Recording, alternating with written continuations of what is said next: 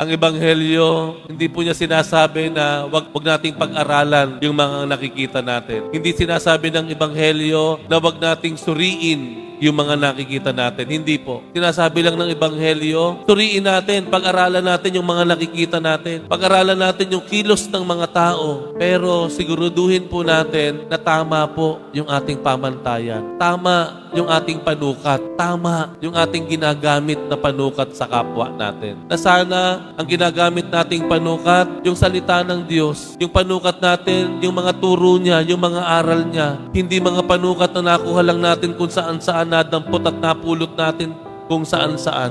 Sana po itigil na natin ang ating masyadong mapanghusga, mapanghatol na ugali. Dahil kung tayo nagsusumamo ng habag, patawad at pasensya sa Diyos, sana din naman tayo rin po ay maging mapangunawa, nandun ang pasensya sa pagkakamali ng ating kapwa.